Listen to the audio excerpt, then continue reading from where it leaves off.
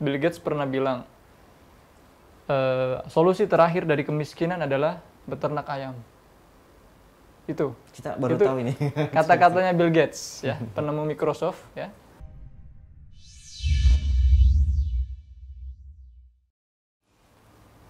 Assalamualaikum, Mas Habibi. Waalaikumsalam warahmatullah. Ahlan wa sahlan wa marhaban. Saya panggil Mas Habibi. Kita mungkin perkenalan dulu ini. Mas Habibi, kadang-kadang dipanggil Mas Andi Habibi. Ini Siap. Andinya orang Jawa atau Andinya orang Sulawesi ini? Sulawesi, Bone. Asli Bone. Asli, ya. Siap. Cuman saya ini pernah dengar katanya Mas Andi Habibi ini pernah di Jawa Timur. Iya, lahir Mungkin di bisa Jawa- diceritakan usia berapa, terus asal dari mana Mas Habibi? Usia sekarang 28 tahun. 28. Iya, 28. Lahir di Gresik, di Jawa Timur. Lahirnya di Gresik. Iya, di Gresik. Gresik ini Jawa Timur. Lahir di Gresik, tapi kok bisa namanya ada Andinya ini? Wah, itu panjang. Orang tua dari asli Bapak saya orang Sulawesi. Bugis. Ya, orang Bugis. Bugis. Ya. Masya Allah. Ibu asli Jawa.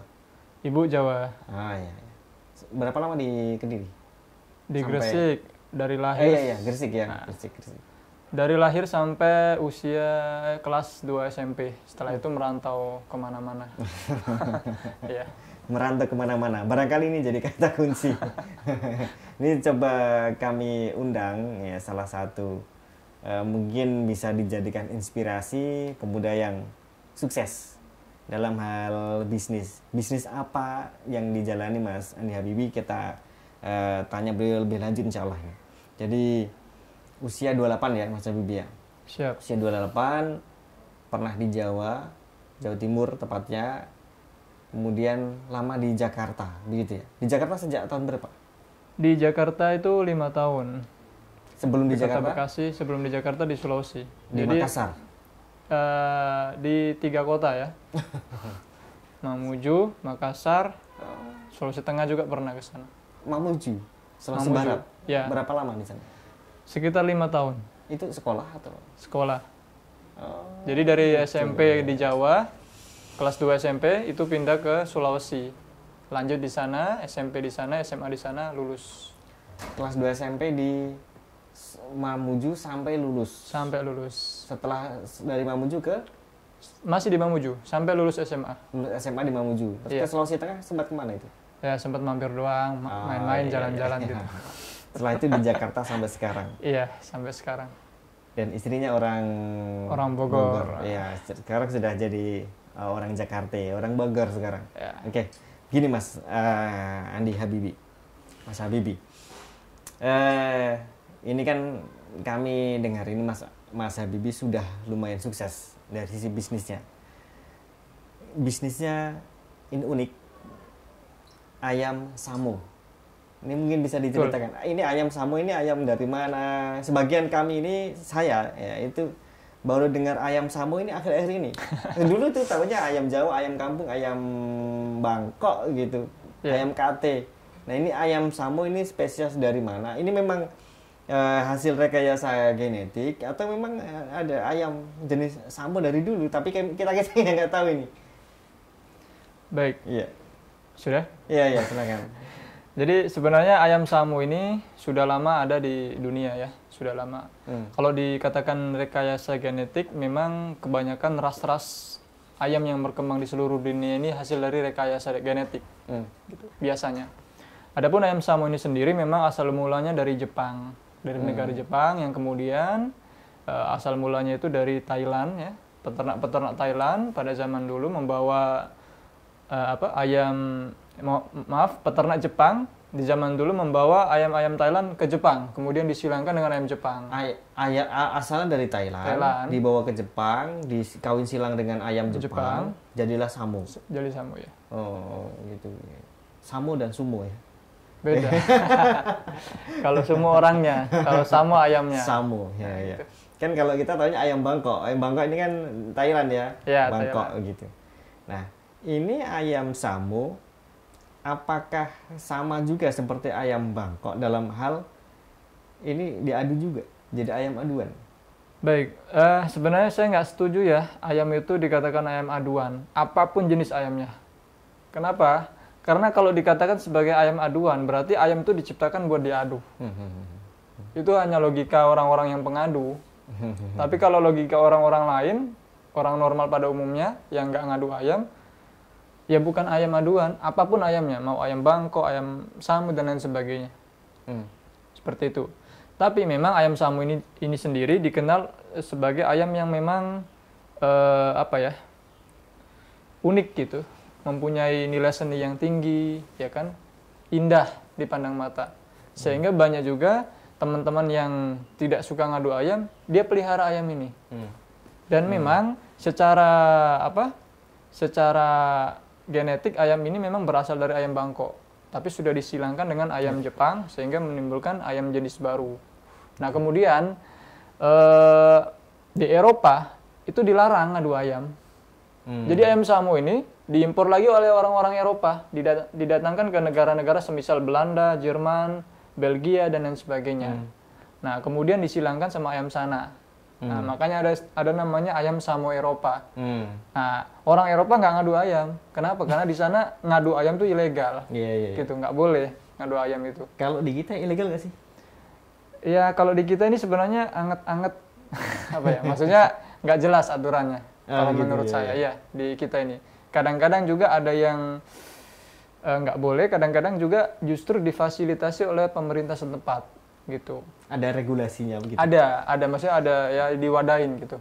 Meskipun secara mungkin agama kita tahu ini dilarang begitu dilarang, ya. Tapi secara regulasi itu ada begitu ya? Artinya bisa orang adu ayam tapi legal gitu ya? Bisa. Oh iya. Itu di Indonesia, tapi justru di Eropa itu yang notabene negara-negara Kristen itu malah melarang buat ngadu ayam, nggak boleh. Karena mungkin kesadaran ininya tinggi ya, kesadaran apa istilahnya itu? Iya. Asasi kehewanannya tinggi, ya, perlindungan. Oke. Gini Mas Andi, sekarang Mas Andi Habibi itu kan jualan ayam Samu. Itu terus kalau ada yang beli untuk diadu gimana? Saya punya seleksi dalam hal itu, selektif. Sejak awal saya memang niat memelihara ayam Samu ini memang niatnya buat hias. Buat ayam koleksi. Hias ya? Ya, ayam hias. Jadi Mas Habibi ingin mengubah image ayam Samu itu ayam aduan jadi ayam hias? Ayam hias, ya. Oke, lanjut Mas. Dan memang berhasil. Saat ini berhasil. Kenapa dikatakan berhasil? Karena memang banyak teman-teman yang dulunya tukang adu, mohon maaf, itu sadar dan kemudian pelihara ayam Samu jadi nggak ngadu. Jadinya hanya sekedar dijadikan sebagai teman ngopi lah. Sambil ngopi, sambil ngelihat ayamnya gitu. Itu kenikmatan tersendiri buat para penghobi Samu. Gitu. Jadi kalau capek kerja, pulang kerja, di rumah, ngopi, sambil ngeliatin ayam Samu itu kenikmatan tersendiri buat mereka. Dan nggak perlu ngadu ayam lagi gitu. Itu banyak teman-teman seperti itu. Ayam Samu itu harganya satu berapa sih? Harganya relatif ya sekarang. Tapi umumnya indukan itu bisa 10 sampai 15 juta sepasang. Masya Allah. Itu yang umumnya indukan. Sampai 15 juta. Ya. Motor satu. Itu bisa ke atas lagi kalau misalkan ada pameran kemudian menang lomba dan lain sebagainya. Lombanya itu lomba kontes aja? Kontes, ya. Kontes. Masya Allah. Kontes ini hias. Unik ini. Ayam hias. Jadi ada pergeseran yang tadinya ayam aduan ya. Bergeser menjadi ayam hias dan harganya tetap mahal. Tetap mahal. Sekarang saya tanya lagi nih Mas Habibi. Kan saya pernah dengar itu Mas Habibi ini backgroundnya kuliahnya di hukum ya, jurusan hukum. Nah ini menarik ini. Kenapa enggak lanjut ke jalur ini, selesaikan studinya sampai di sarjana hukum, kemudian enggak jadi advokat saja, kok pindah ke bisnis satu ya? Kenapa pindah ke nyebrang ke bisnis? Itu pun pilihnya bisnis yang kaitannya dengan beternak. Kan nggak semua orang yang tadinya mahasiswa gitu terus tahu-tahu ini beternak ayam. Nggak semua orang ya siap itu untuk berdekat-dekat dengan kotoran ayam, dengan aroma. Ini kan nggak semua orang ini. Nah, ini mungkin bisa diceritakan Mas Habibie, gimana bisa punya semangat apa sebetulnya yang bisa mendorong ke situ? Ya, panggilan hati sebenarnya ya. Lebih tepatnya panggilan hati, sehingga saya dari dunia hukum yang sebenarnya kalau saya nikmati dunia hukum saya, mungkin saya udah jadi advokat sekarang ini. Tapi karena suatu sebab yang tidak mengenakan lah, lebih enak menjadi pengusaha, akhirnya saya memilih pengusaha. Kadang-kadang ada yang bilang kenapa nggak dua-duanya, nggak bisa. Kalau menurut saya nggak bisa. Kenapa? Karena itu pengalaman pribadi masing-masing ya. Kalau saya pribadi memilih pengusaha, kenapa? Jadi pengusaha karena memang asik dan tidak terlalu bersentuhan dengan hal-hal yang mohon maaf negatif gitu ya. Gitu. Kalau dunia hukum ini terkenal di Indonesia ini ya ada ya kita sama-sama tahu lah. Kita sama-sama tahu semua. Nggak usah dia. Iya, gitu. Iya. Dari dunia ini ya, hukum kemudian ke beternak. Ini apakah memang ini juga hobi lama? Artinya gini, pertama apakah beternaknya ini dekat-dekat dengan ayam ini juga hobi lama, dan apakah suka bisnis itu juga hobi lama? Artinya ini kalau memang betul begitu kan ini hobi yang dibayar gitu. Silakan diceritakan. Iya betul, itu hobi. Dari kecil saya hobi ayam. Dari kecil tuh diajari bapak bagaimana pelihara ayam. Bahkan dari kecil tuh gendong-gendong ayam. Nah, kalau masalah dagang, memang dari kecil juga suka dibawa ibu dagang kemana-mana. Ibu saya tuh jualan buah, bawa kereta buah gitu ya. Kemana-mana tuh dibawa di ini. Jadi memang dari kecil itu diajari dibiasakan untuk bersama para pedagang dan kemudian ya inilah di pasar gitu ya, seperti itu. Masya Allah. Terus yang mengenalkan dengan dunia persamuan ini siapa Mas Habibie? Ini memang ada yang mengajak atau mengenalkan ini ayam samu, atau memang tahu sendiri dari internet, dari apa gitu? Kalau bisa terjun dan fokus ke situ gitu. Ya, tahu dari internet ya. Internet. Karena memang samu ini menjadi ayam yang viral sekali di dunia perayaman ya. Bukan untuk di kalangan, bukan untuk di kalangan adu, tapi di kalangan koleksi. Saya bisa ibaratkan seperti ini. Kalau di dalam dunia manusia itu ada namanya binaraga, ya kan? Nah, ayam samu ini binaraganya ayam. Masya Allah. Binaraga bukan diadu ya, atau bukan kayak fighter gitu ya, tapi untuk nunjukin otot dan sebagainya. Nah, ayam samu seperti binaragawan manusia. Makanya itu mempunyai ayam ya. Iya, di dunia ayamnya gitu. Insya Allah. Gitu. Saya tadi sempat waktu lihat profil picture di WhatsApp-nya Mas Habibie, saya lihat itu ada singkatan itu founder KASHI ya, KASHI. Kemudian ISG, mungkin bisa diceritakan Mas Habibie ini komunitas apa atau organisasi apa gitu. Ya, itu sebenarnya komunitas ayam samu ya. Kalau KASHI itu sendiri komunitas yang saya bentuk sama teman-teman. KASHI itu kepanjangannya komunitas ayam samu hias Indonesia. Ayam samu hias. Hias Indonesia. Tapi ada orang yang samu diadu tetap ada ya? Saya nggak tahu kalau itu.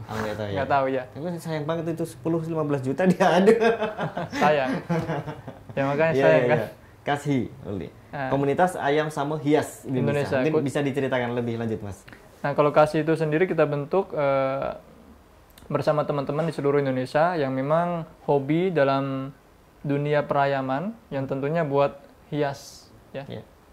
Berbicara masalah hias ini sebenarnya ternyata banyak sekali dan pasarnya lebih luas daripada ayam-ayam yang suka diadu.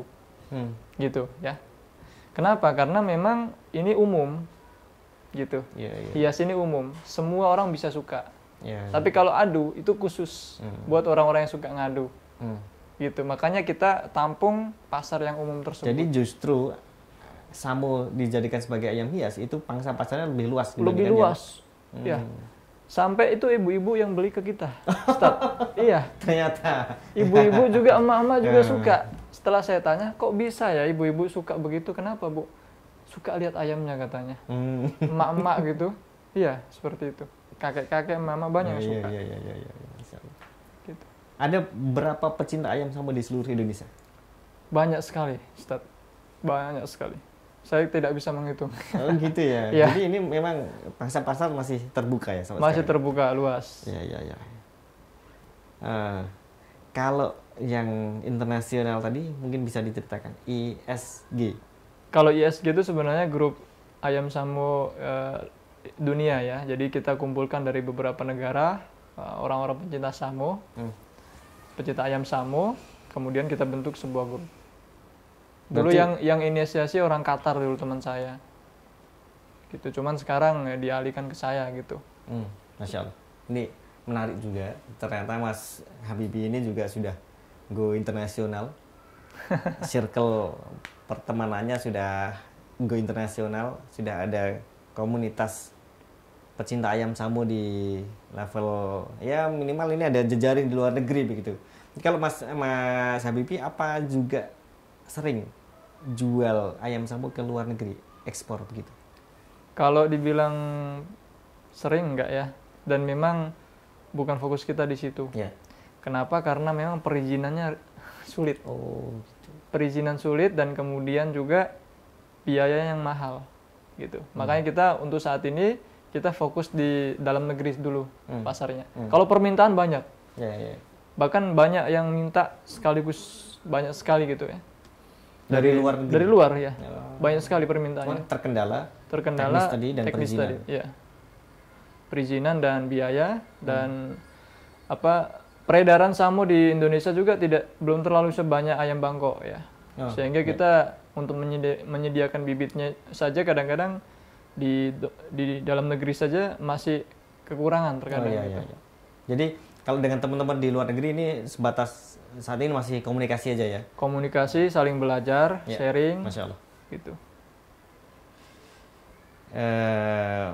Kalau boleh tahu bocoran omsetnya berapa? Aduh. Tapi ya sekedar bocoran ini buat teman-teman yang masih muda-muda nih, Mas Andi Habibie ini sudah luar biasa ini, bisnis ayam Sammonya sudah jalan. Makanya kita undang di sini. Mudah-mudahan bisa menjadi sumber inspirasi bagi teman-teman. Nanti yang ingin belajar lebih lanjut ke beliau nanti bisa kontak-kontak ya begitu Mas Habibie ya. Mungkin ada komunitas untuk belajarnya. Siap. Beliau ini saya lihat sudah siap berbagi ilmu juga. Bagi teman-teman yang ingin belajar bisa nanti ke beliau. Satu lagi Mas Habibie. Kita dengar juga ini Mas Habibie ini juga aktivis dakwah begitu. Jadi barangkali ada kaitannya kenapa ingin memilih fokus di bisnis Sammo ini, mungkin untuk agar leluasa juga waktu untuk terlibat di kegiatan dakwah atau seperti apa? Masih aktif berdakwah gitu ya, masih aktif di dunia dakwah ya Mas Habibie ya? Ya, memang salah satu motivasi saya untuk beternak ayam itu karena melihat banyak teman-teman yang gagal paham dalam mengoleksi ayam. Yang saya maksud gagal paham ini teman-teman yang terkadang masih suka suka ngadu dan lain sebagainya. Itu masih gagal paham kalau menurut saya. Artinya apa? Artinya perlu diluruskan. Kita kembali ke asal mula penciptaan hewan ya. Secara manusiawi atau secara logika, ayam diciptakan tidak mungkin buat diadu. Iya kan? Kita semua sepakat kalau kita menggunakan hati nurani kita masing-masing, apapun agama Anda, ya kan? Kita sepakat ayam diciptakan bukan buat diadu, tapi kemungkinannya buat hanya dua. Satu, dinikmati keindahannya, kedua dimakan. Itu. Nah, saya memilih ayam Sammo ini untuk agar dinikmati keindahannya.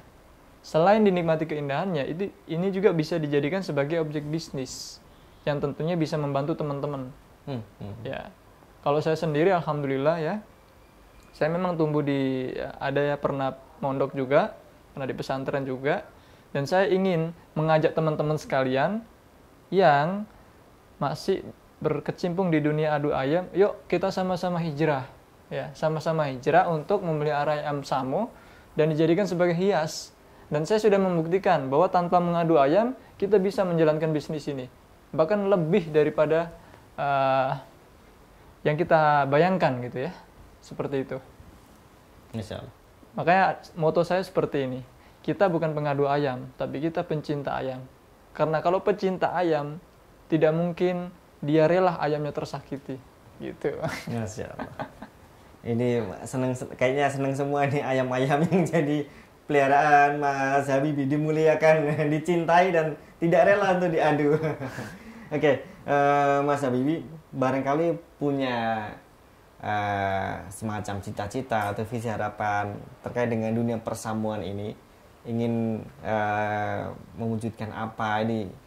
Apakah ingin buat komunitas yang lebih besar lagi untuk yang sama-sama punya visi, tadi menyelaraskan visi untuk ayam ini jangan diadu loh. Mungkin ini masih akan panjang ceritanya nih ya, soal yang seperti ini. Mungkin bisa diceritakan Mas.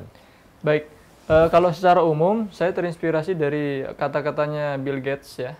Bill Gates pernah bilang solusi terakhir dari kemiskinan adalah beternak ayam. Itu kita baru tahu ini. Kata-katanya Bill Gates ya, penemu Microsoft ya. Dia bilang solusi terakhir dari kemiskinan adalah beternak ayam. Dari situ saya termotivasi beternak. Itu motivasi pertama. Kemudian yang kedua, motivasi saya kenapa beternak Samo, agar menjadikan teman-teman sekalian yang suka hobi ayam, ya kan? Itu tetap memelihara ayam, tapi dijadikan sebagai objek hias atau dinikmati keindahannya. Bahkan selain itu, di Jepang juga dipercaya bahwa daging ayam Samo itu bisa dijadikan obat, bisa dijadikan sebagai vitamin gitu. Kapan-kapan cobain deh ayam Samo. Iya. Mas Habibie ini di rumah itu, di peternakannya itu Habibie Farm ya namanya, atau apa? Namanya Bismillah Farm Samo Official. Bismillah Farm Samo BFS Official. Masya Allah. Ini Mas Habibie itu membesarkan, beli bibit yang sudah siap dibesarkan atau memang membiakkan? Artinya ini punya pejantan, punya betina, kemudian nanti dari telur gitu sampai dipelihara sampai besar, atau gimana? Ya, awal mula tentu kita dulu beli bibitan ya dari luar, kita impor ke Indonesia, kemudian kita kembang biakan. Tapi untuk sekarang sudah tinggal enak. Tinggal kalau mau ini, mitra kami kan banyak, cabang kami kan banyak, hampir di seluruh Indonesia ada. Tinggal itu saja, tinggal jual dari jejaring, dari hasil ternak mitra kami gitu. Jadi contoh misalkan Ustadz Ibawi misalkan beli ayam Samo di saya 15 juta misalkan, contoh sepasang. Nah itu nanti kalau sudah mengembang biakan, kita pasarin, kita bantu pasarin anakannya, kita kerjasama, kita bantu pasarin. Kenapa? Karena pasar kita sudah alhamdulillah sudah luas seluruh Indonesia, mulai dari Sabang sampai Merauke. Masya Allah. Gitu. Jadi saya ulangi, kalau ada yang beli dari Mas Andi, kemudian sampai nanti barangkali bertelur, beranak begitu, bisa kerjasama untuk saling memasarkan begitu ya? Iya, betul. Masya Allah. Oke, sepertinya kalau mau dikupas lebih dalam, ini akan panjang waktunya, Mas Andi Habibie. Tapi mungkin sampai di sini dulu kita pertemuan hari ini. Mudah-mudahan masih diberikan kesempatan untuk ngobrol-ngobrol lagi, berbagi inspirasi dengan kawan-kawan semuanya. Amin. Ini agenda kita yang seperti ini, mengundang teman-teman, kawan-kawan muda yang sudah kita anggap sukses berbisnis seperti itu. Coba kita angkat di forum seperti ini, karena kita lihat dulu Rasulullah SAW, beliau membina para sahabat juga seperti itu. Binaan-binaan Rasulullah SAW, para sahabat itu kita bisa melihat banyak para pemuda itu di zaman sahabat, mereka sudah sangat mandiri di usia sangat muda, sudah bisa dilepas, sudah bisa tegak berdiri sendiri, baik itu dalam hal kematangan emosionalnya, kedewasaannya, termasuk dalam hal berbisnis. Nah, ini coba kita angkat, mengundang teman-teman seperti Mas Habibie, dan mudah-mudahan nanti Allah mudahkan kita bisa mengundang inspirator yang berikutnya. Ya, sampai di sini dulu mungkin Mas Habibie. Kami ucapkan terima kasih, syukran, jazakallahu khairan. Mudah-mudahan diberikan kesempatan lagi, bertemu lagi, ngobrol-ngobrol, sharing-sharing lagi. Siap. Kalau masih ada kesempatan kita nanti berkunjung main-main ke Bismillah Farm, insya Allah. Bakar-bakar samo ya. Jadi kalau dibakar kira-kira bisa makan nggak? Ini 15 juta ini. Ya, terima kasih. Syukran. Subhanakallahumma bihamdika asyhadu an la ilaha illa anta astaghfiruka wa atubu ilaik. Assalamualaikum warahmatullahi wabarakatuh. Waalaikumsalam.